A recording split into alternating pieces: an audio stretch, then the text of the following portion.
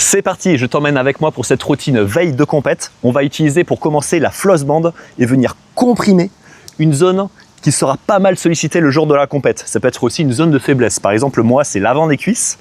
On va venir comprimer fortement l'avant, pas trop l'arrière, que ce soit pas trop intense. On comprime fortement. Pourquoi?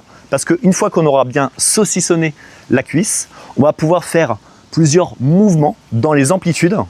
À quoi ça va servir? Ça va servir à venir dérouiller entre les couches, c'est-à-dire dérouiller entre les muscles, les tendons, la peau, les fascias, tout ce qui va être pas mal sollicité lors des contraintes, lors de la compétition. Et après, comme ça l'indique, la floss band, bande de flux, au bout de 2 minutes, on l'enlève comme si on faisait péter un barrage et d'un seul coup, le sang, il revient sur la zone, venir irriguer les zones qui vont être pas mal sollicitées.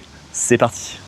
Après, on pourra enchaîner les automassages avec le rouleau. Ça va nous permettre aussi de nous rendre compte où sont les tensions dans le corps. L'objectif, c'est de faire à peu près une dizaine d'allers-retours sur les zones. Et si une zone un peu tendue, on va y rester un peu plus longtemps sur cette zone-là. Donc ça peut être tout ce qui va être arrière des cuisses, bien sûr l'avant des cuisses, l'intérieur des cuisses et également au niveau des épaules, ce qui peut être pas mal sollicité dans tous les mouvements de gym suspendu, dans tous les mouvements de keeping. Ça, généralement, il y a pas mal de tensions qui peuvent y être. On pourra enchaîner avec les automassages avec la balle. Ça, on va venir cibler les points gâchettes. Les points gâchettes ou trigger point à l'anglaise, c'est venir cibler un point particulièrement tendu. Mais si on arrive à détendre ce point-là, on va relâcher tout le groupe musculaire dans l'ensemble. Très souvent, ça va être au milieu du fessier, ça peut être au milieu de l'omoplate, au milieu du dos.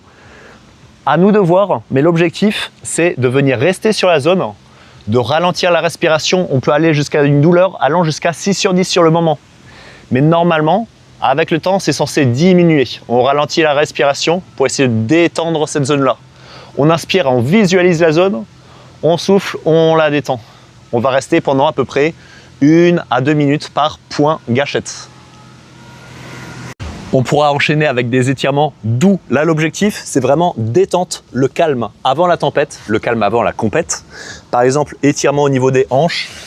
Pour les fessiers, 2 fois 20 secondes par côté. Ça peut être également l'avant des hanches, au niveau des psoas, 2 fois 20 secondes par côté. Ça peut être aussi au niveau du dos et des épaules. Hop, la posture où on vient amener les bras d'un côté, 2 fois 20 secondes par côté également. Ça peut être également étirement au niveau des pecs, 2 fois 20 secondes par côté, pour calmer le corps, calmer la musculature. Bientôt la fin, maintenant on va pouvoir calmer son corps et son esprit instantanément grâce à la cohérence cardiaque avec la respiration guidée. On est allongé sur le dos et on se concentre pour inspirer en 5 secondes. 5 secondes apnée haute. Et on souffle pendant 5 secondes.